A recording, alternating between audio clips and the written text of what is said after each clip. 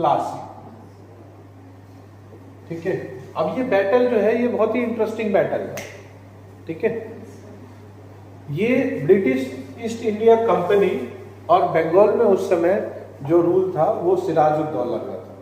ठीक है, तो ये दो एंटिटीज के बीच में ये एक कॉन्फ्लिक्ट था और इसमें हुआ क्या कि सिराजुद्दौला के अगेंस्ट ईस्ट इंडिया कंपनी ने कॉन्स्पिरेसी की और एक्चुअल में जो फाइट होना चाहिए था दो, एक कंपनी के बीच में और दूसरा सिराजुद्दौला यानी कि नवाब ऑफ बंगाल के बीच में, वो एक्चुअल फाइट नहीं होकर के एक छोटा सा, एक तरीके से कह सकते हैं कि कॉम्बैट टाइप का हो गया, जिसमें सिराजुद्दौला अपनी एक छोटी सी टुकड़ी के साथ पहुंचा था और उसकी पूरी सेना ने उसको धोखा दे दिया।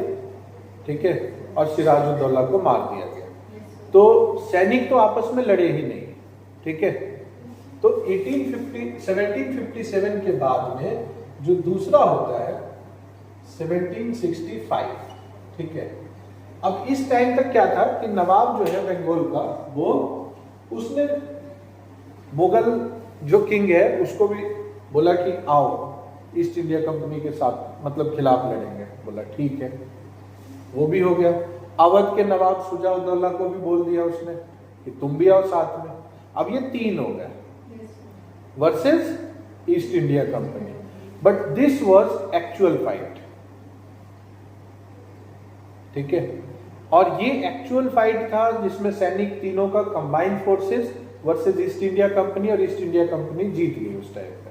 ठीक है, और यहां पे होता है ट्रीटी ऑफ इलाहाबाद। ठीक है, ट्रीटी ऑफ इलाहाबाद। ठीक है, अब ये जो दो पॉलिटिकल कॉन्फ्लिक्ट हुए हैं, इस चीज को लेकर के ईस्ट इंडिया कंपनी के खिलाफ ब्रिटेन में मूवमेंट या ब्रिटेन में आवाज उठने लगी कि ये कंपनी बिजनेस करने गई है, ट्रेड करने गई है, या फिर ये कैसे क्यों पॉलिटिकली इंटरफेयर कर रही है, और यही कंपनी क्यों कर रही है। अगर ऐसा कुछ है तो हमें भी मौका मिलना चाहिए, बाकी कंपनियों को भी। तो फिर नेक्स्ट स्टेप आता है 1773 में, जब आता है रेगुलेटिंग एक्ट। Regulating act. ठीक, अगर हम इसकी बात करें तो यहां पे एक 1761 में बैटल ऑफ पानीपत,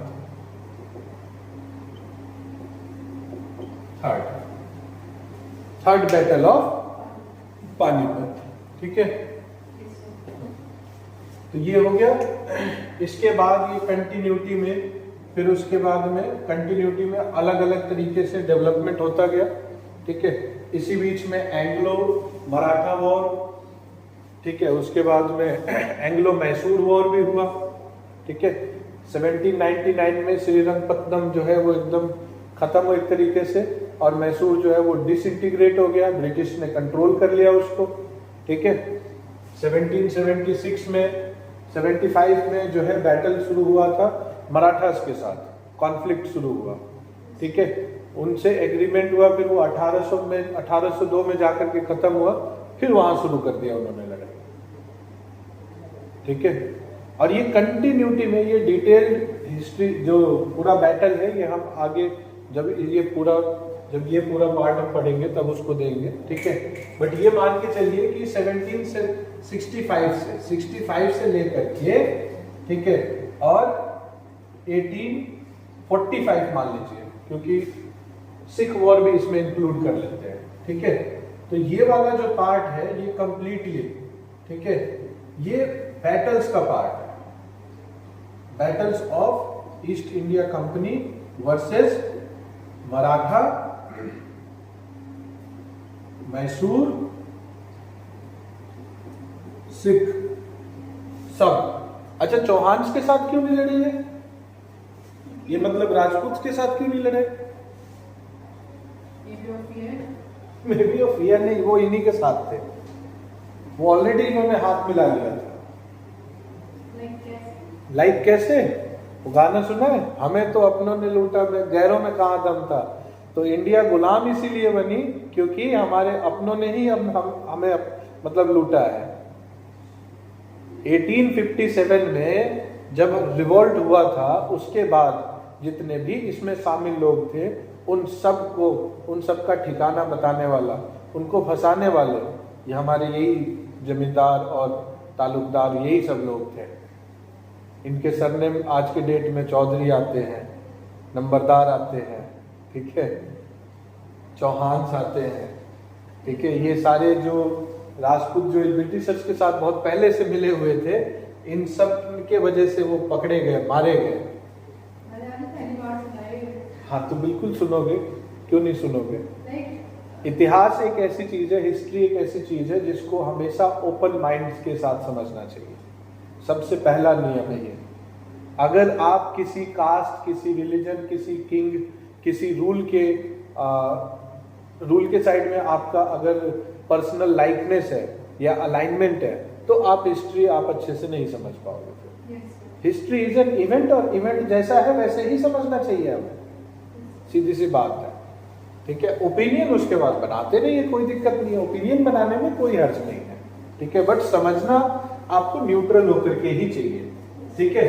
अब खुद सोच करके देखो, मराठास के साथ जब फाइट कर रहे हैं तो मैसूर वाले क्या कर रहे हैं, इन्होंने मराठास का साथ क्यों नहीं दिया। मैसूर वालों के साथ फाइट कर रहे हैं तो मराठा वालों ने मैसूर का साथ क्यों नहीं दिया।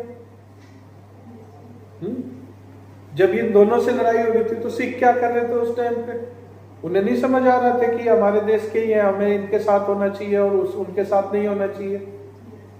हाँ, जब बंगाल पे फाइट होना था, जब बैटल ऑफ प्लासी हुआ, ठीक है, 1757 में, तो क्या इस बात की खबर नहीं थी बाकी नवाबों को, इलाहाबाद ये अवध के नवाब को खबर नहीं थी या हैदराबाद के निजाम को खबर नहीं थी। सबको खबर थी, पता था, लेकिन नहीं है। बाप बड़ा ना भैया, सबसे बड़ा रुपया, और रुपया में पावर होता है और पावर सत्ता से आती है। तो सबसे जरूरी चीज है सत्ता। आज देखो 24 से 28 के बीच में बिल क्लिंटन से लेकर के और क्या नाम है इनका, माइक्रोसॉफ्ट के वो हेड कौन है, बिल गेट्स, इन सब ने यूएस कोर्ट में टेस्टिमनी सबमिट करी एपिस्टिन फाइल में होने की, ठीक है। और जब बात ट्रंप पे और पूरे उनके एडमिनिस्ट्रेशन पे आने वाला था तो बिना बात के ईरान वॉर छेड़ दिया। अब वो कवर अप हो गया, ठीक है।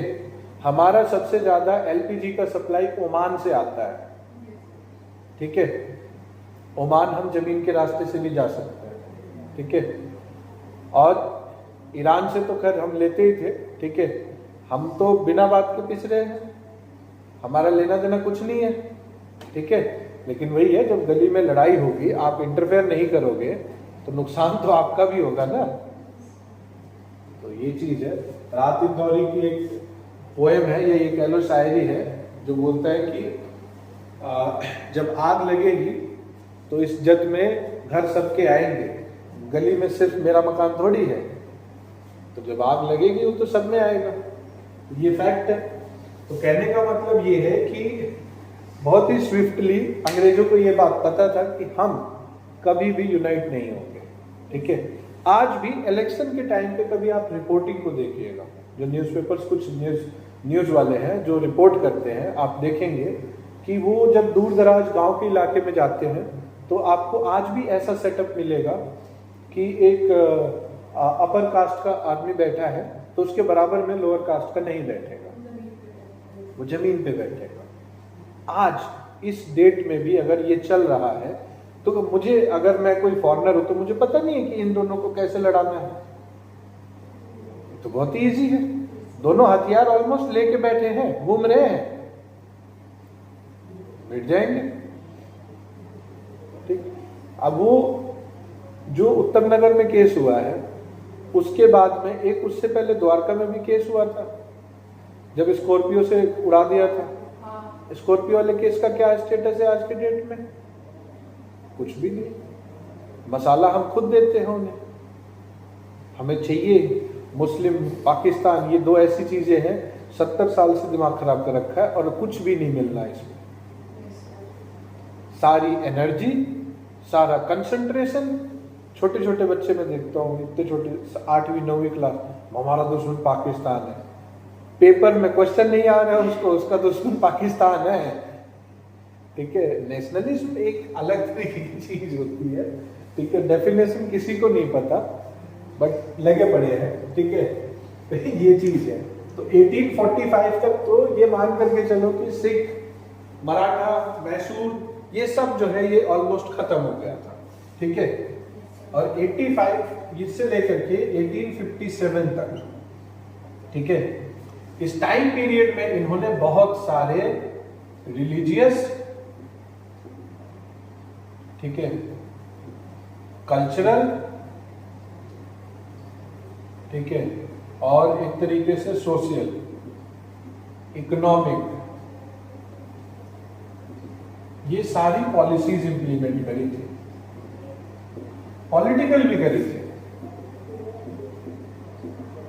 एग्जाम्पल के तौर पे सब्सिडरी अलायंस, ठीक है, डॉक्ट्रिन ऑफ लैप्स, ये सब पॉलिटिकल स्टेप्स थे। ठीक है, सती प्रथा बैन कर देना, एजुकेशन में इंटरफेयर करना, मॉडर्न एजुकेशन की शुरुआत करना, ये सब एक तरीके का पॉलिटिकल, सोशल, कल्चरल जो है इंटरफेरेंस था। और ये हमने नोटिस किया कि डे बाय डे बढ़ रहा था। स्टिल 1857 के रिवोल्ट का मेन कारण ये सब चीजें नहीं है, बल्कि सत्ता है। जिस एम्पायर ने, या ये कह लो कि जिस नवाब ने, या जिस छोटे स्मॉल स्टेट ने, सिटी स्टेट ने, जो अवध है, उसने सबसे पहले सब्सिडरी अलायंस एक्सेप्ट करी थी 1856 में, उसी के ऊपर डॉक्ट्रिन ऑफ लैप्स लगा दिया। तो सब्सिडरी अलायंस का मतलब यह था कि वो अलायंस में आ गया है। अब इसका एक सिंपल सा एग्जांपल है, जैसे मान लेते हैं कि आप 3 अलग अलग राजा हैं अपने अपने इलाके में, मैं ईस्ट इंडिया कंपनी हूं, तो आपको कोई ऐसा कोई खास मतलब नहीं है, आपको कोई थ्रेट भी नहीं है, लेकिन मैं गया और मैंने कहा क्वीन मान्या, आपके एम्पायर में हमारा एक कंटिंजेंट रहेगा, एक हम आर्मी की एक टुकड़ी रखेंगे। आप पूछोगे क्यों? आपकी सुरक्षा के लिए। बोलोगे मुझे जरूरत नहीं है, लेकिन ईस्ट इंडिया कंपनी को ऐसा लगता है कि जरूरत है, तो वो रहेगा। अब चूंकि आप अलायंस में आएंगे, आप हमारे साथ होंगे, वो टुकड़ी इस बात का खास ध्यान रखेगी, ठीक है, और उसके साथ एक रेजिडेंट होगा, ठीक है, जिसकी परमिशन के बिना आप किसी भी दूसरे साम्राज्य से बात नहीं कर सकते, एग्रीमेंट नहीं कर सकते, कुछ भी नहीं कर सकते। ठीक है, उसके अलावा आप पे कोई भी अटैक होगा या आपको किसी पे अटैक करना है, तो पहले रेजिडेंट को इन्फॉर्म करोगे, हमसे परमिशन लोगे, मतलब बिना इंफॉर्मेशन के कुछ भी नहीं होगा। और ये सब आपकी सुरक्षा के लिए है। ठीक वैसे ही जैसे बहुत सारी चीजें आपकी सुरक्षा के नाम पे समाज ने आपको थोप रखा है। ठीक है? अब ये तो भाई समझे, ठीक है, बट कहने का मतलब ये है कि आपकी फ्रीडम खत्म, और ये एक्सेप्ट कर लिया अवध में। उसके बाद में दूसरा आया डॉक्ट्रिन ऑफ लैप्स। ठीक है, अब मान लेते हैं कि जैसे मान लेते हैं कि छवि की अपना किंगडम है, बट छवि का कोई आगे वंशज नहीं है, तो छवि ने क्या किया, अपने किसी रिलेटिव का कोई बच्चा जो है उसको बना दिया कि ये अगला राजा होगा। तो ईस्ट इंडिया कंपनी बोली नहीं, ऐसा नहीं होगा, ब्लड लाइन होना चाहिए, प्योर ब्लड लाइन होना चाहिए, नहीं है तो फिर लैप्स कर जाएगा। लैप्स किस पे करेगा? कंपनी पे आ जाएगा। क्यों? कौन होते हो तुम तो कहीं इंग्लैंड के बिजनेसमैन हो, इंग्लैंड से बिजनेस करने आओ, तुम्हें उस में हमारा अपना खून है नहीं है, तुम्हें उससे क्या लेना देना? तुम हमारी प्योरिटी मेंटेन करने के पीछे क्यों पड़े हो कि हमारे यहाँ पे किंग प्योर ब्लड के होने चाहिए? नहीं होते हमारे यहाँ, नहीं होंगे, तुम्हें क्या लेना देना? लेकिन नहीं, डॉक्ट्रिन ऑफ लैप्स था, पावर थी, कंट्रोल, उन्होंने कैप्चर किया। तो 1856 में जब अवध को डिस्पोज किया, अवध के किंग को डिस्पोज किया, तब जाकर के ये एकदम से जो है वो पूरा का पूरा भड़क गया मामला।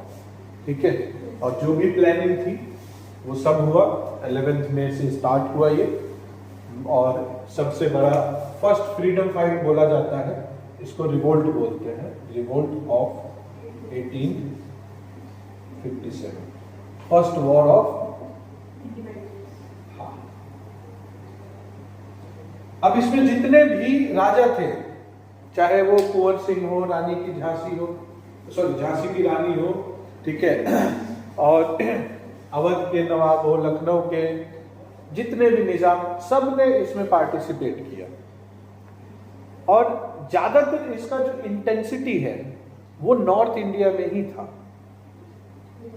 ठीक है, क्योंकि साउथ इंडिया तो ऑलमोस्ट वो पहले ही कैप्चर कर चुके थे, मराठा, मैसूर सब कैप्चर्ड था, पंजाब वाला इलाका सिख कैप्चर्ड था, ऐसा कुछ दिक्कत नहीं थी। मेन जो ये गंगा यमुना वाला जो द्वाब था, ये मेन ऐसा इलाका था जो डायरेक्टली या इनडायरेक्टली कैप्चर्ड नहीं था।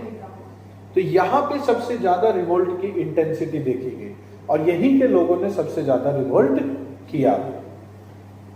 तो जो कंपनी इनको सप्रेस करने के लिए थी वो मद्रास से निकली थी, कलकत्ता से आई वो, ठीक है, इधर क्या बोलते पंजाब की तरफ से आई।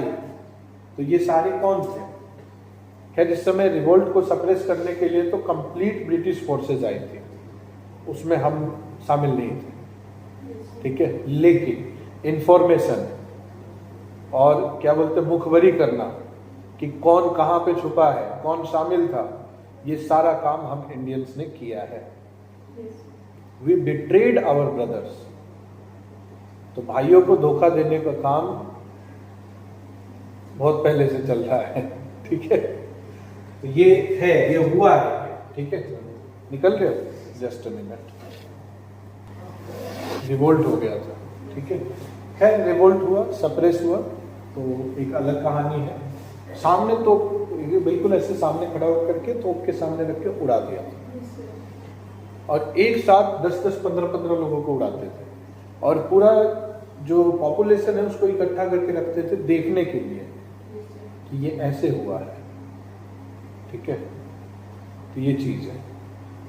And for the fact, Britishers ने जो इस तरीके से ट्रीटमेंट किया है, ठीक है, ये इस तरीके का ट्रीटमेंट मुगलों ने भी किया है, बट जो इंटेंसिटी ऑफ वायलेंस जितना ब्रिटिशर्स ने किया है उतना मुगलों ने नहीं किया है, ठीक है।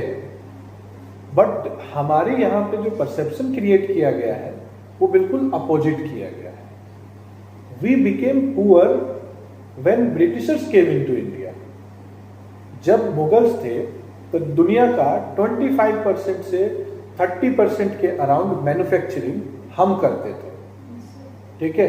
अकेले बंगाल से 80% प्लस वर्ल्ड का जो हैंडीक्राफ्ट का ट्रेड होता था वो बंगाल से होता था। दिस इज द रीजन कि बंगाल को सबसे पहले उन्होंने कैप्चर करने की सोची, ठीक है। और when Britishers left India in 1947, उस टाइम पे हमारा जो मैन्युफैक्चरिंग है कितना होगा? Less than 5%। और वो जो मैन्युफैक्चरिंग करते थे या जो भी प्रोड्यूस करते थे वो कौन होते थे? वो हम ही तो होते थे, यहीं के कारीगर हैं, यहीं के आर्टिसंस हैं। तो रोजगार गया तो गया किसका? हमारे ही लोगों का गया। तो there is a perception of different thing, narratives चलती हैं सोसाइटी में। क्या है? नैरेटिव्स बनाए जाते हैं, परसेप्शन क्रिएट किया जाता है, ठीक है। तो ये चीज है, ठीक है। ये वॉर हो गया। इसके बाद में 1858 में, ठीक है, crown rule starts. Crown rule starts का मतलब अभी तक जो है वो कंट्रोल जो है वो बहुत हद तक ईस्ट इंडिया कंपनी का था, बट यहां से ब्रिटेन जो है, ब्रिटिश किंगडम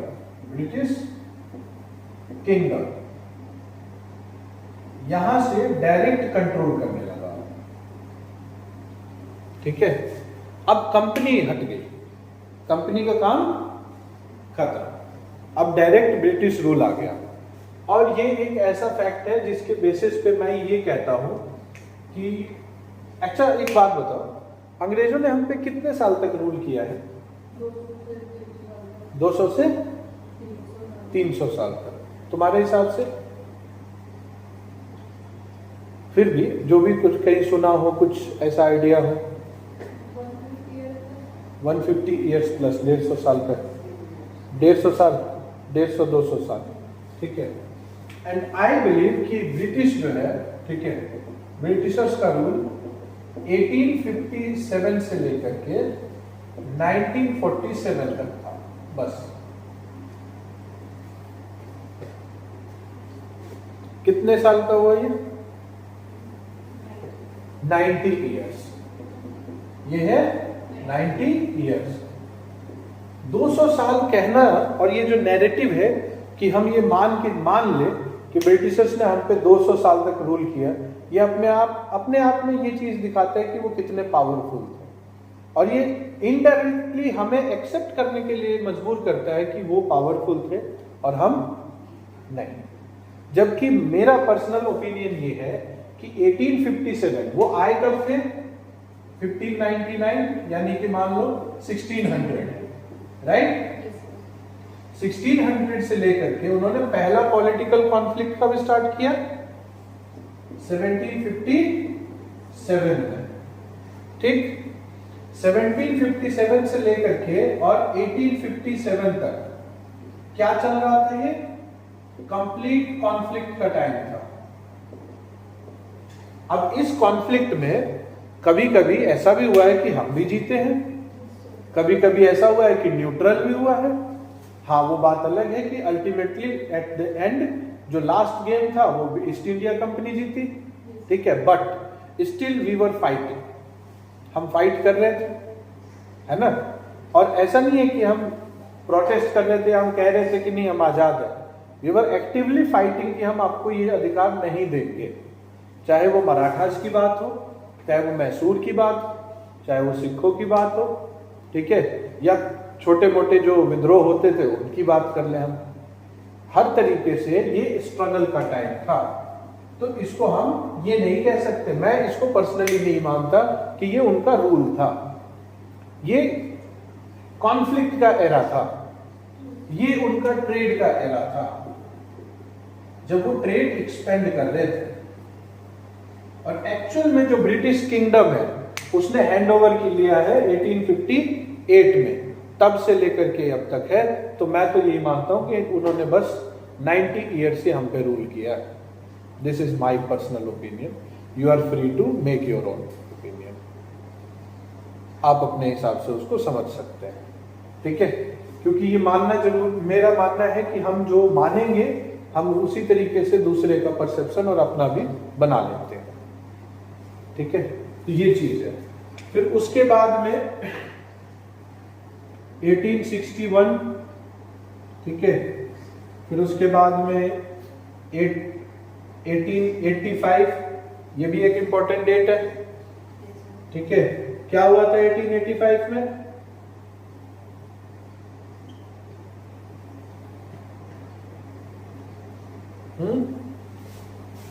यहां तो काउंसिल एक्ट आया था, यहां भी काउंसिल एक्ट आया। ये इंडियन नेशनल कांग्रेस का एस्टेब्लिशमेंट है।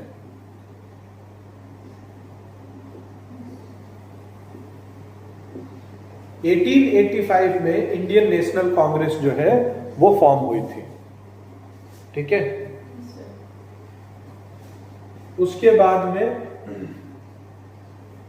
1905, एनी आइडिया क्या हुआ था इस टाइम पे? नहीं, इसी टाइम पे बंगाल डिवाइड हो गया था। इस टाइम पे बंगाल को डिवाइड किया गया था, और बंगाल उस समय ईस्ट बंगाल और वेस्ट बंगाल में डिवाइड हुआ। और वो जो वेस्ट बंगाल उस समय बना ना, वो आज भी हमारे पास एज ए वेस्ट बंगाल ही है। और जो ईस्ट बंगाल था वो बना पहले ईस्ट पाकिस्तान, और फिर आज के डेट में क्या है वो? बांग्लादेश, ठीक है। इसलिए हमारा जो वेस्ट बंगाल है वो इंडिया के ईस्ट में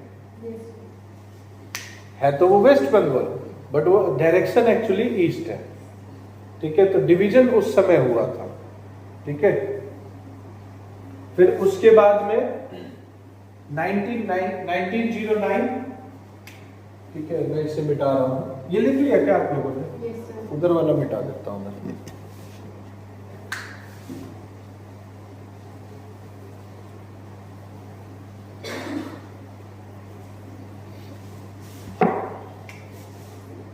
(1909, 1919), ठीक है।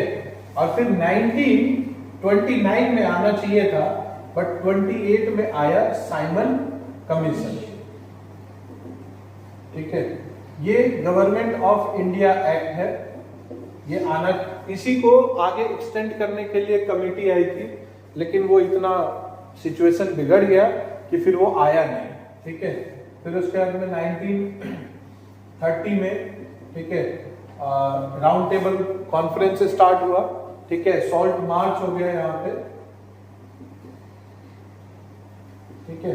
उसके बाद में 1935 में जो है वो गवर्नमेंट ऑफ इंडिया एक्ट वापस आया, ठीक है। अब जितना भी सुधार करना था सब कुछ करके इसमें आया, और इसका मेजर पार्ट जो है वो आज के डेट में इंडियन कॉन्स्टिट्यूशन का पार्ट है। जैसे हम सोर्स पढ़ते हैं कि व्हाट आर डिफरेंट सोर्सेज जहां से हमने इंडियन कॉन्स्टिट्यूशन बनाया है, तो वो उसमें 1935 का एक्ट भी हम इंक्लूड करते हैं, ठीक है। फिर 1942 में क्विट इंडिया मूवमेंट आया, और 1947 में क्या आया? India independence act, India independence act, ठीक है। क्या इसमें कुछ मेजर पार्ट मिसिंग है? कुछ मेजर इवेंट्स मिसिंग है? यस, गांधी जी का रिटर्न, ठीक है। गांधी जी का रिटर्न इसमें मिसिंग है। चंपारण, खेड़ा, अहमदाबाद मिसिंग है। बेसिकली गांधीयन एरा इसमें मिसिंग है, तो गांधीयन एरा को हम पैरेलली रखते हैं, ठीक है। तो 1915, 1916, ठीक है। उसके बाद में 1990, ठीक। फिर उसके बाद में 1920, 22, फिर 1928 से 31, ठीक है। और फिर उसके बाद में 1940s, ठीक है। और फिर पता ही है उसके बाद में ये मेन गांधीयन एरा है, रफली रफ टाइमलाइन जो है वो यही है। गांधी रिटर्न्स 16 में क्या होता है? पहला पब्लिक अपीयरेंस गांधी का, ठीक है। फर्स्ट गांधी का पब्लिक अपीयरेंस होता है जब वो स्पीच देते हैं, ठीक है। उसी स्पीच में गांधी ने कुछ ऐसी बात कह दी थी जिससे बड़े लोग जितने भी थे, कांग्रेसी खास करके इंडियन नेशनल कांग्रेस वाले, वो भड़क गए, ठीक है। और सेम पैटर्न वही था, सूट बूट पहन करके सब कुर्सी पे बैठे हुए हैं, और वहां गरीब आदमी कोई आया ही नहीं है। तो गांधी ने ये बात कह दी कि ये सूट बूट की जो लोग पहने हुए घूम रहे हैं, इन्हें लग रहा है कि ये आजादी ले लेंगे, नहीं होगा। जो लोग इस देश का एक्चुअल पावर है, the real people of India, farmers, workers, women, ये सब तो पार्टिसिपेट ही नहीं कर रहे। वो है कहाँ? जब तक उनको बराबर नहीं बिठाएंगे हम, जब तक उनको इक्वालिटी नहीं देंगे, उनको सेंस नहीं देंगे कि फ्रीडम क्या चीज होती है और आपको ये लेकर के लेना है, ये चाहिए हमें, ये हमारी छिन गई है, तब तक नहीं हो सकता। क्योंकि गरीब के लिए उस समय क्या था? पहले राजा रूल कर रहे थे, अब ब्रिटिश रूल कर रहे हैं, उनके लिए तो सब सेम है। क्या फर्क पड़ता है? पहले भी उन्हें मंदिर नहीं जाने दिया जाता था, आज भी मंदिर नहीं जाने दिया जाता, तो उनके लिए तो सब सेम था, बट उन्हें वो सेंस दिलाया गया, ठीक है। उसके बाद में 16 में स्पीच है गांधी का, ठीक है। उसके बाद में 17-18 में चंपारण, खेड़ा और अहमदाबाद, ठीक है। ये 3 इवेंट्स, 17 में चंपारण, 18 में खेड़ा और अहमदाबाद, ठीक है। ये 3 जगह पे गांधी, अच्छा जब गांधी ने ये बात कही तो कांग्रेस ने बोला बेकार आदमी, इसको हटाओ, कैसी बात कर रहे हैं, क्योंकि सब पढ़े लिखे बड़े बड़े लोग थे, ठीक है, इग्नोर कर दिया। बेसिकली गांधी वॉज साइडलाइन हो गए, तो साइडलाइन होकर के चंपारण गए, सक्सेसफुल हो गए, मसीहा बना दिया, खेड़ा गए और बड़ा मसीहा, अहमदाबाद और बड़ा मसीहा, पद उनका जो है वो बढ़ता गया। फिर कांग्रेस को लगा शायद मिस्टेक हो गई है, बंदे को पहचानने में कुछ तो गड़बड़ किया है हमने। उसके बाद सेकेंड वर्ल्ड वॉर खत्म हो गया उसी टाइम पे, और रॉलेट एक्ट जो है वो इम्प्लीमेंट कर दिया गया। अभी अप्रैल आने वाला है, यही 13 अप्रैल की बात है। जलियांवाला बाग में थोड़ी सी मीटिंग हुई, सोचा बैसाखी के बहाने मीटिंग कर लेंगे। जनरल डायर वहां पहुंचता और बाकी की कहानी आपको पता है। उस प्रोटेस्ट के अगेंस्ट जो है, और ब्रिटेन ने जो मुस्लिम वर्ल्ड का खलीफा डिस्पोज किया था, इन दो चीजों को लेकर के ऑल टुगेदर 1920s में जो है वो मूवमेंट स्टार्ट किया, जिसको क्या बोला गया, एक तो खिलाफत, उसके अलावा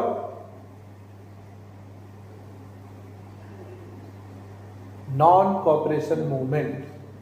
खिलाफत एंड खिलाफत and non cooperation movement, NCM, non cooperation movement, ठीक है। अब ये नॉन कॉपरेशन मूवमेंट जो है वो ये था कि कॉपरेट नहीं करेंगे आप, ठीक है, ब्रिटिश फोर्सेस को या ब्रिटिश ऑफिशियल्स को या ब्रिटेन के किसी भी एडमिनिस्ट्रेशन में हमारा कोई भी कॉपरेशन नहीं होगा, कोई सपोर्ट किसी भी तरीके का हम नहीं करेंगे, ठीक है। बट ये 22 में वायलेंट रूप में कन्वर्ट हो गया, एक जगह बस, ज्यादा जगह भी नहीं, सिर्फ चौरी चौरा में कुछ लोगों ने मिलकर के और पुलिस थाने में आग लगा दी और बहुत सारे लोगों का नुकसान हुआ। गांधी जो है वो वायलेंस के बिल्कुल खिलाफ था, ठीक है, तो गांधी खिलाफ थे, उन्होंने इस मूवमेंट को विड्रॉ कर लिया। बहुत सारे लोग नाराज हुए, ये बहुत अच्छा मौका है, ये वायलेंट हो ही रहा है, लोगों का एकदम ओपिनियन है कि अब भी कल ही के कल भगा देंगे अंग्रेजों को। गांधी ने बोला लोग अभी अवेयर नहीं है और रेडी भी नहीं है। क्यों नहीं है? उसने वार्न किया कि 1857 की कहानी दोबारा रिपीट हो जाएगी और फिर कई साल लग जाएंगे आपको इस मूवमेंट को गैदर करने में। तब उसकी बात को किसी ने उतना ध्यान से समझा नहीं, फिर गांधी को साइडलाइन किया गया। गांधी ने एक्सेप्ट कर लिया कि हाँ मैं लीडर हूं, under my leadership this movement was going on, और ये वायलेंट हुआ, उन सब की चीजों की जिम्मेदारी जो है वो मैं ले रहा हूं, उन सारे इवेंट्स की जिम्मेदारी मेरे ऊपर है। और 6 साल की जेल हुई। तो 22 से लेके 28 तक Gandhi was not in politics, actively not participated in politics. 28 में जब वो बाहर निकलते हैं तो इस समय बहुत बढ़िया 2 चीजें होती हैं। 28 में ही नेहरू भी जो है वो पॉलिटिक्स में एंटर कर जाते हैं एक्टिवली। अब नेहरू कहां से पढ़ के आए थे?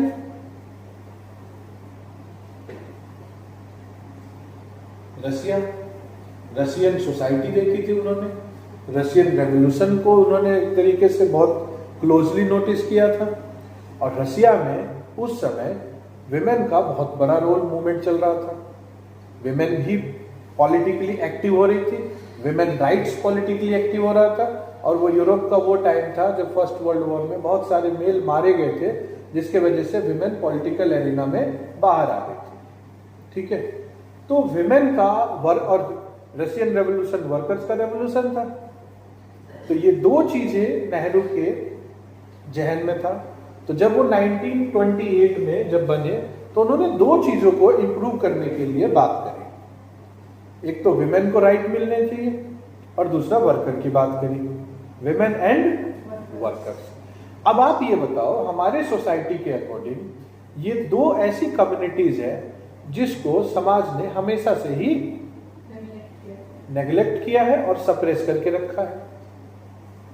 तो समाज के उस समय जो भी पावरफुल लोग थे, जिसको सामंतवादी कहते हैं, या ये कह लो कि जो बड़े बड़े जो लोग थे, जो चौधरी कह लो या राजा कह लो, ठीक है, जो एक्चुअली में अपर कास्ट के होते थे, और उन अपर कास्ट के अंडर में मजदूरी लोग फ्री में करते थे। मजदूरों को उस समय जजमानी सिस्टम होता था। हमारे सिस्टम में कुछ लोग, अगर गांव देहात से अगर आप लोग बिलोंग करते हैं तो आपको ये बात पता होगी कि आज भी नाई, धोबी खेत के जब गेहूं वगैरह कटता है तो उसका एक हिस्सा लेके जाते हैं। क्या है वो? क्या वो बाल काटने आते हैं या कुछ करते हैं तो उसका मॉनेटरी वैल्यू हम देते हैं उन्हें? नहीं देते। वो फसल लेके जाते हैं, लाइक अ बार्टर सिस्टम या एक्सचेंज ऑफ सर्विसेज। तो वो एक्सचेंज ऑफ सर्विस एक तरीके से वो फ्री लेबर ही तो है। आपको जब मर्जी वो लेबर फ्री है। और यहाँ पे वो क्या देख करके आए थे? वर्कर्स के राइट को, विमेन को राइट को। और विमेन, आपको पता ही है विमेन का क्या कंडीशन था। आज इतना सुधरने के बाद भी ये हाल है, तो पहले तो अलग ही बात थी। ठीक है, हमारे एक पहचान के टीचर है, आज के डेट में वो 85 ईयर्स के हैं। तो वो बता रहे हैं कि 60s 70s में जब वो टीचर थे तो सरकारी स्कूल में उनको ऊपर से ऑर्डर आया कि आपके पूरे स्कूल में 250 के करीब में बच्चे हैं और एक भी गर्ल चाइल्ड नहीं है। क्यों? मोटिवेट करिए और एडमिशन कराइए। तो वो बता रहे थे सर कि वो घर घर पे गए और हाथ जोड़ करके बोला कि प्लीज भेजिए, और कुछ नहीं तो कम से कम इसे लिखना आ जाएगा, तो वहां पे ससुराल जहां जाएगी और कोई बात होगी तो कम से कम लिख करके तो बताएगी आपको कि ये तकलीफ है या ऐसा है। ठीक है, तब जाकर के कहीं बोले कि 2 महीने की मशक्कत करने के बाद पूरे गांव का मतलब 10-12 गांव से सिर्फ 6 लड़कियां आई पढ़ने के लिए, उनका सेक्शन अलग किया गया।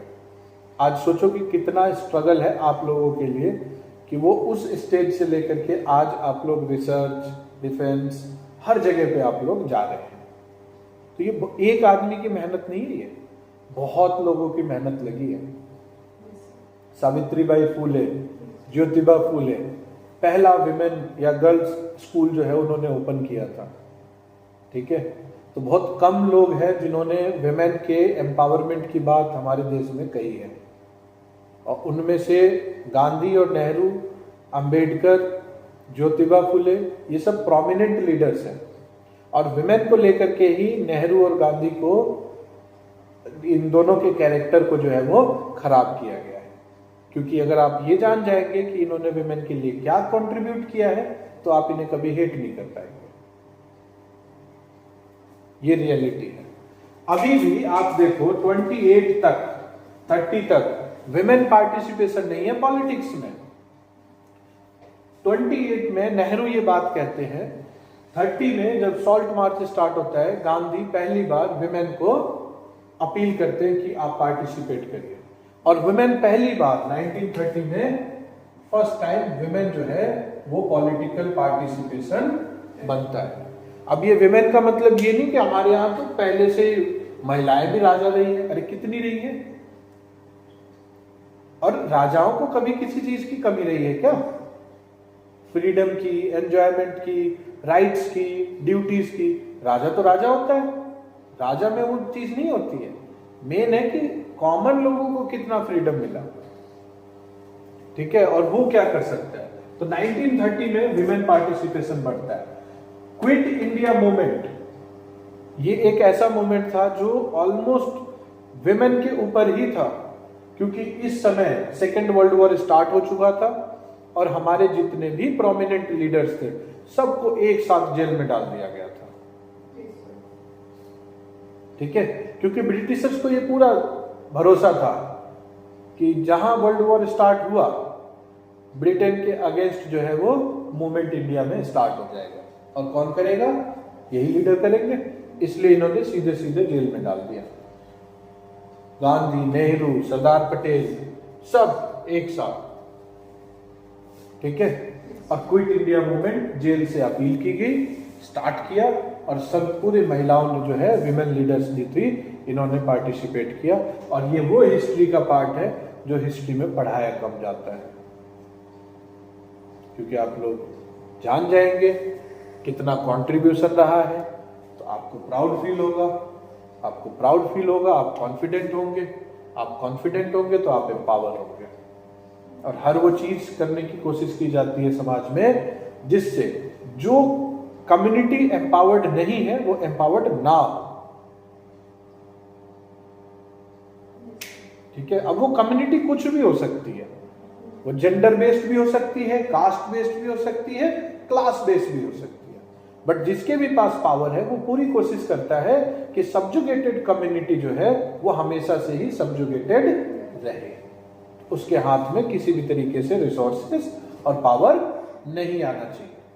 इसलिए जब विमेन हमारे यहाँ पे आज मॉडर्न डे में जब वो फाइट करती है कि सोलो ट्रिप करना हमारा इंडिपेंडेंस है, it is a symbol of freedom, कोई मेल कम्युनिटी ये नहीं कहता नहीं है, बिल्कुल बिल्कुल है, क्योंकि वो चाहते हैं कि आप सोलो कम्युनिटी रात को बाहर निकलना, इसी को आप फ्रीडम मान करके बैठिए, जबकि actual freedom is completely different.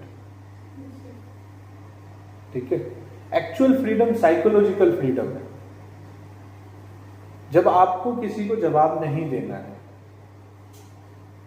ठीक है, एक लड़का है और एक लड़की है, लड़के को फ्रीडम क्या है, फ्रीडम का मतलब क्या है, लड़का पहले वो काम करेगा बाहर घूम के अपने दोस्तों के साथ, फिर वो आके बताएगा कि हाँ मैं यहां गया था, और लड़कियां पहले बताएंगी, पूछेंगी, फिर वो जाके वो काम करेंगी। This is the psychological subjugation.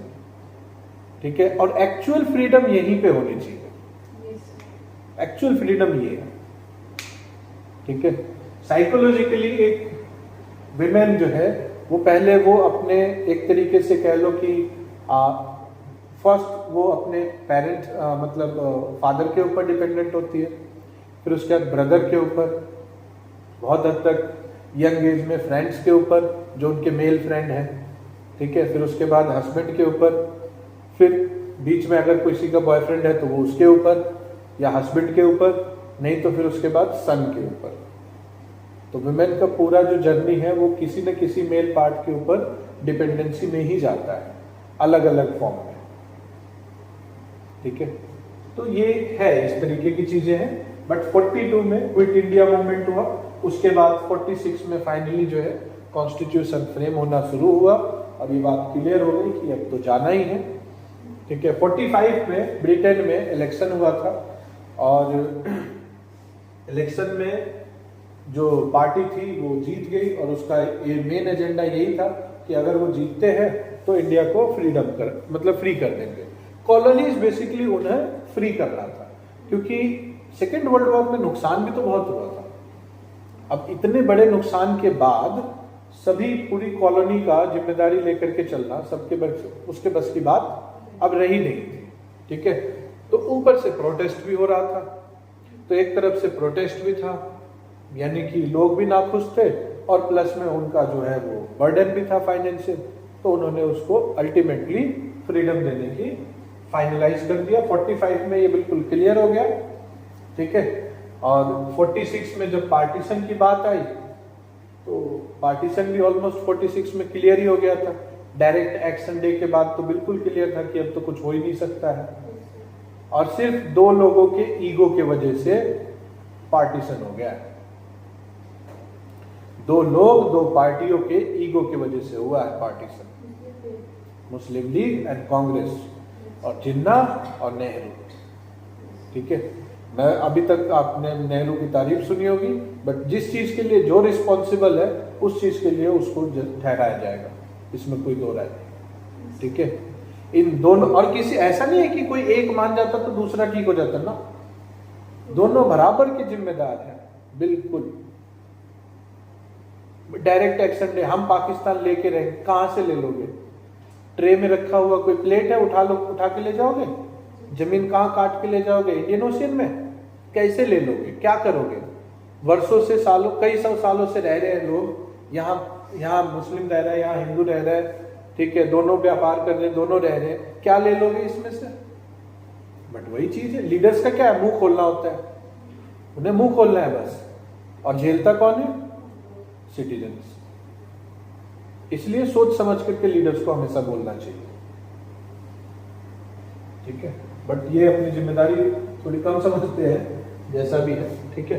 तो ये चीज है। फिर 47 में हम इंडिपेंडेंट हुए, तो ये तो हमारा 47 तक की कहानी है। एक छोटा सा ये नोट कर लिया आप लोगों ने, ठीक है। एक छोटा सा ब्रीफ 1947 के बाद अब तक का दे देता हूं, ठीक है। टाइमलाइन हमारी हो जाएगी पूरी कंप्लीट, ठीक है। हमारा फर्स्ट इलेक्शन कब हुआ था इंडिया में आफ्टर इंडिपेंडेंस?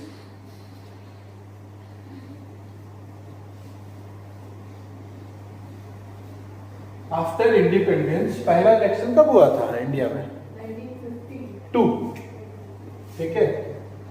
तो 1947 इंडिपेंडेंस,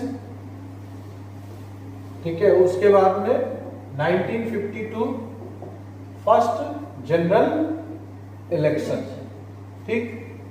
यहां पे कांग्रेस जीत जाती है, और इसके अलावा कोई पार्टी भी नहीं थी, वो एक ही पार्टी थी, कम्युनिस्ट पार्टी ऑफ इंडिया, ठीक है। तो सीपीआई थी, बट उसके तो ना के बराबर ही मान के चलो। कांग्रेस के अंदर ही कंजर्वेटिव भी थे, लिबरल्स भी थे, सोशलिस्ट भी थे, हर तरीके के लोग थे, ठीक है। फिर उसके बाद में अगला इलेक्शन होता है 1957 में, ठीक है। और उसके बाद 57 के बाद कब? Yes, 1962 third general election, Indo China war. इस वॉर के लिए हम आज भी नेहरू को बहुत दोषी ठहराते हैं। कॉमन नैरेटिव में, सोशल नैरेटिव में ये चलता है कि नेहरू ने हथियार जो है वो, या वेपन या आर्मी के फॉर्मेशन पे ध्यान नहीं दिया था, जिसके वजह से हम यहाँ पे डिफीट हो गए थे। बट एक और कंडीशन ये है, नेहरू जिस तरीके का आदमी था वो उस अपने हिसाब से चलने वाला था, ठीक है। और जो जिस हिसाब का आदमी है उस हिसाब से चलने के लिए उसको दोषी नहीं ठहराना चाहिए, ठीक है। फॉर एग्जाम्पल चोर है, अगर आप उसको बोलो ये तो चोर है, बहुत ही गलत काम करता है चोरी करके, तो इसमें क्या हो गया? वो तो चोरी है, काम ही वही करेगा, है कि नहीं है, ठीक है। तो जो जिस तरीके का है उस तरीके का काम करे, उससे कोई फर्क नहीं पड़ता है। अब गांधी है, वो वायलेंस में बिलीव नहीं करता है, तो नहीं करता तो नहीं करता। गांधी ने एक जगह एक बात कही, ठीक है, कि इस देश में बहुत सारा, मतलब मेजॉरिटी ऑफ द पॉपुलेशन को पूरा बदन ढकने के लिए कपड़ा नहीं है, तो मैं भी अपने बदन पे एक ही कपड़ा लेकर के चलूंगा। और उस बात को पूरी जिंदगी उसने फॉलो किया, भले उसको इंग्लैंड में किंग के सामने किंग से मीटिंग ही क्यों ना करनी पड़ी, लेकिन उसके बावजूद भी वो ड्रेस चेंज नहीं किया। आपने 2 महीने पहले जो रेजोल्यूशन लिया था वो नहीं पूरा कर पा रहे। हर साल हम रेजोल्यूशन लेते हैं, हमारे पॉलिटिकल पार्टी मैनिफेस्टो में जो लिखते हैं वो पूरा नहीं कर पा रहे। लीडर्स जिन्होंने 2 साल पहले जो बात कही थी आज तक उस बात पे टिके नहीं है, और ऐसे आदमी को गाली देते हैं जिसने एक बार जो बात कही जिंदगी भर उस बात को फॉलो किया। तो हम किसी को उसकी पर्सनालिटी के लिए फॉलो करते हैं कि वो किस तरीके का पर्सनालिटी था और वो किस बात पे टिका रहा, ठीक है। तो ये चीज है। अब नेहरू का क्या है, नेहरू के पास जब पावर आई 85% इलिटरेट थे, पढ़े लिखे नहीं थे, ठीक है। ऑलमोस्ट इतना ही परसेंट भूखे नंगे थे, खाने के लिए हमारे पास रिसोर्सेज नहीं था। अब आपके पास खाने के लिए चीजें नहीं है और आप बंदूक खरीदने जाओगे? खाना जरूरी है कि बंदूक?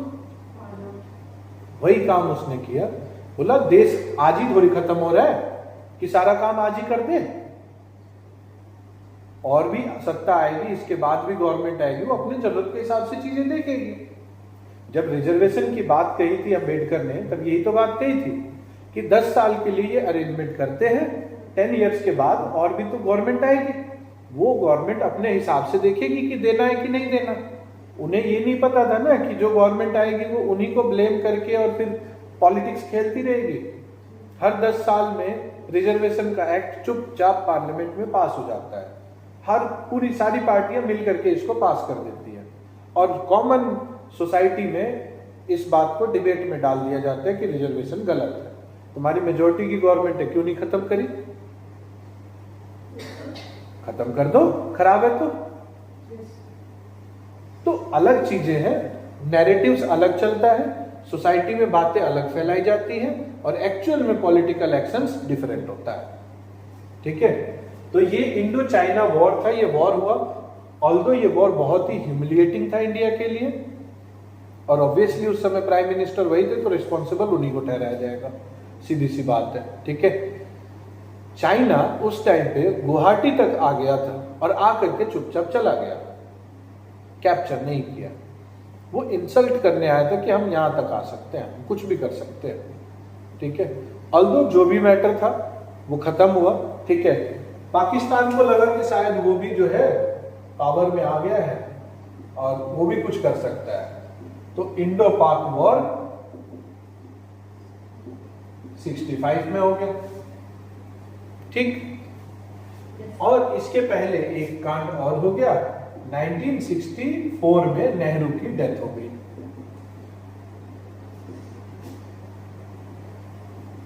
'64 में नेहरू की डेथ हो गई, 65 में वॉर हो गया। ठीक, 1966 में लाल बहादुर शास्त्री की डेथ हो गई।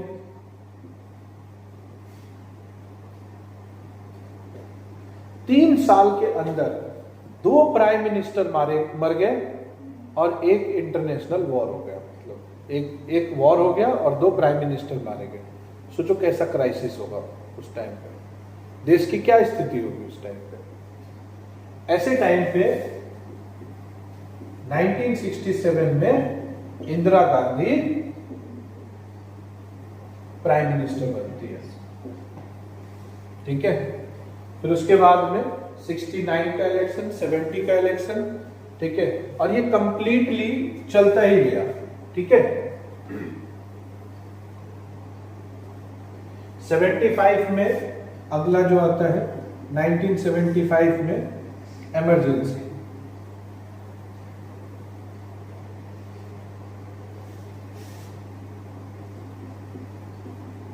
ठीक है, फिर उसके बाद में 77 में इलेक्शन होता है, हार जाते हैं। फिर 80 में वापस इलेक्शन होता है, वापस जीत जाती है। 84 में इंदिरा गांधी की भी डेथ हो जाती है। 1984 इंदिरा गांधी डेथ, बम से गोलियों से छल्ली कर दिया जाता है, पता ही है आपको। ठीक है, अब जो टाइम पीरियड आप देखेंगे, ठीक है, ये 60s के बाद का जो टाइम पीरियड है 84 से लेकर के, और ये मान करके चलो 1990s का। ठीक है, ये वो टाइम पीरियड है, ठीक है, जब अलग अलग जगह में, इंडिया के अलग अलग पार्ट में रीजनल पार्टीज पावरफुल हो रही थी।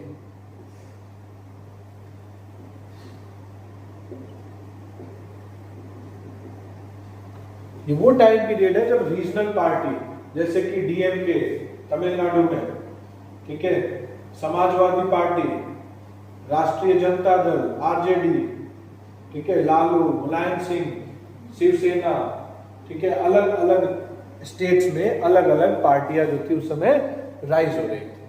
90s, उसी टाइम पे 90s में मंडल कमीशन का इशू आ गया था। ठीक है, फिर उसके बाद में 90s के बाद 90s से लेकर के यहां से कोलिशन की गवर्नमेंट स्टार्ट हो जाती है। अब कोलिशन का मतलब ये है कि देखो, जब तक यहां तक तो फिर भी कंप्लीटली आप मान करके चलो कि ये कांग्रेस डोमिनेंस है, कांग्रेस जो है वो डोमिनेंट है, मतलब ये डोमिनेट कर रही है पूरी पॉलिटिक्स को। इसके बाद यहां से डिक्लाइन शुरू होता है, बट अप्स एंड डाउन्स होते हैं। जैसे 80 to 84 कांग्रेस रही, कोई इशू नहीं, ठीक है। 72, 76, 75, 76 कांग्रेस रही, जिसमें 71 में इंडो पाक वॉर भी होता है, ठीक है। 1971 इंडो पाक वॉर, इसी समय बांग्लादेश का फॉर्मेशन होता है, ठीक है। तो ये चीज है। फिर उसके बाद में 92 में क्या होता है, 84 में जब डेथ हो जाती है किसकी, इंदिरा गांधी की, असैसिनेट कर दिया जाता है उन्हें। उसके बाद प्राइम मिनिस्टर कौन बनता है, राजीव गांधी, ठीक है। तो राजीव गांधी बनते हैं। 89 के इलेक्शन में कांग्रेस डिफीट हो जाती है, ठीक है। और 92 में ही आई थिंक राजीव गांधी को जो है वो असैसिनेट कर दिया जाता है, उड़ा देते हैं, राजीव गांधी को भी उड़ा दिया गया, ठीक है। अब 90s के बाद में जो है 92 में ही बाबरी मस्जिद वाला भी इशू हो जाता है। यहाँ पॉलिटिक्स डिफरेंट एरिना में चली गई है। 1980 में 1980 में बीजेपी का फॉर्मेशन होता है। उसके बाद बीजेपी जो है वो 80 से 90 तक अपना 80 से 90 तक में ज्यादा दिक्कत नहीं थी बीजेपी को, बिल्कुल बहुत ही ज्यादा न्यूट्रल पार्टी थी, कोई रिलीजन का इतना कोई खास वो लेना देना नहीं था, इसको इतना एक्सट्रीम नहीं था। लेकिन 90 के बाद में और 92 में जब अयोध्या वाला कांड हुआ तब इन्हें ये बात समझ आ गई कि यस, रिलीजन एक ऐसा वेपन है जिसको ये यूज करके पावर में आ सकते हैं। आज भी अगर ये हिंदू मुस्लिम रिलीजन और इंडिया और पाकिस्तान को अगर अपने पॉलिटिक्स से हटा दे तो क्या है, पूरे बीजेपी में एम्प्लॉयमेंट का हाल, इन्फ्लेशन महंगाई पीक पे है, ठीक है, सड़कों का हाल, एजुकेशन का, मेडिकल का। तो अगर हम इन पार्ट्स को बीजेपी से माइनस कर दें तो कुछ खास कहने को नहीं है। आज भी हम ये बोलते हैं कि नहीं, मुसलमानों को कंट्रोल करने के लिए जो सोशल मीडिया पे चलता है भाई बीजेपी का होना जरूरी है।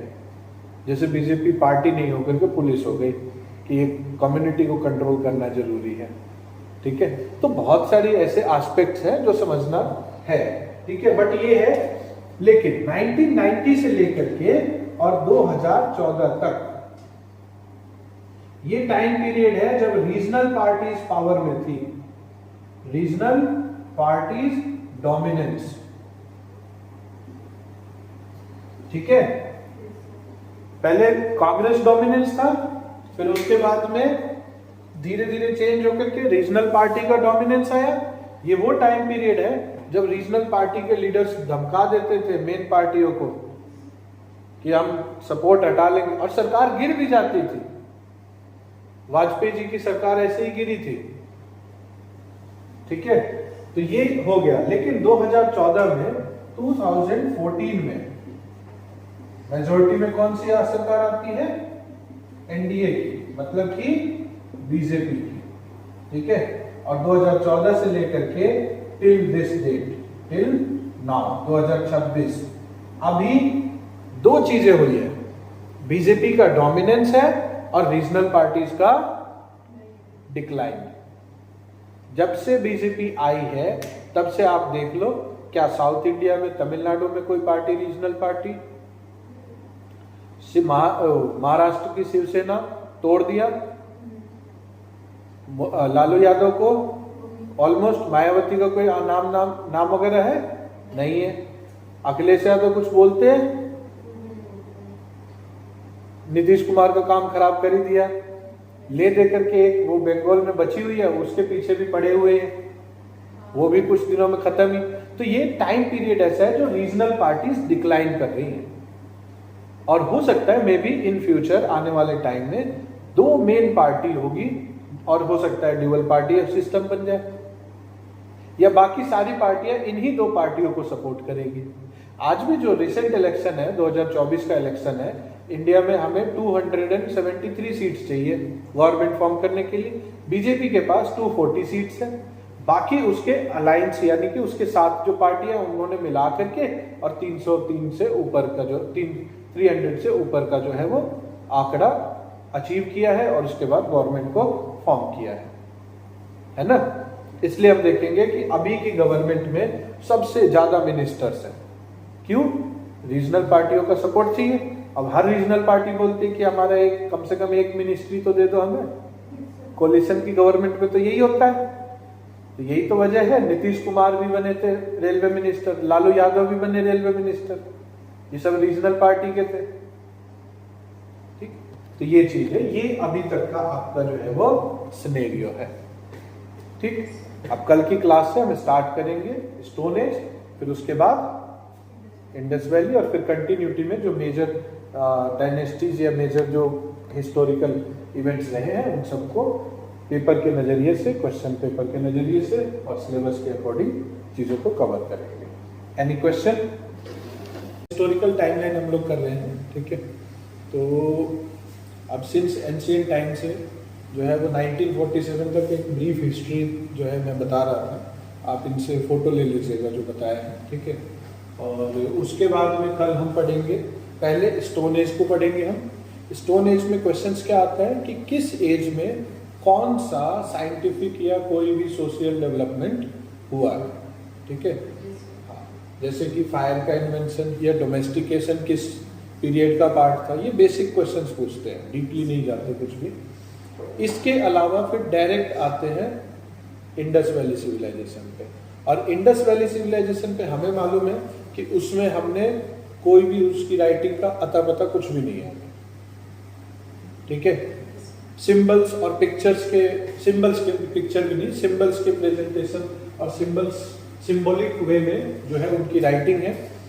तो और इसको पर्टिकुलर एक वो बोला जाता है, उनका जो स्टाइल है बॉस्ट्रोफेडोन, ठीक है। तो दो तरीके से इंडस वैली सिविलाइजेशन में क्वेश्चन पूछते हैं। एक पैटर्न होता है कि कौन सी चीज कहाँ से मिली है बेसिकली, और दूसरा ये होता है कि जनरल फीचर क्या था, आपको क्या समझ आता है कि जनरल फीचर कैसा था, ठीक है।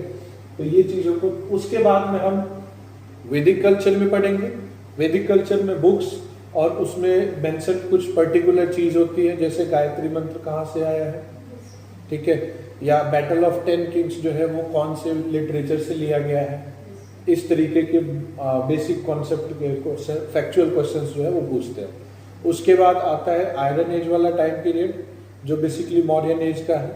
तो मौर्यन एज से वैरायटी ऑफ क्वेश्चंस पूछ सकते हैं लोग। उसी एम्पायर से हमारा नेशनल सिंबल भी है जिसको अशोक स्तंभ कहते हैं, ठीक है। तो कल्चर पार्ट भी आ गया वहां से, ठीक है।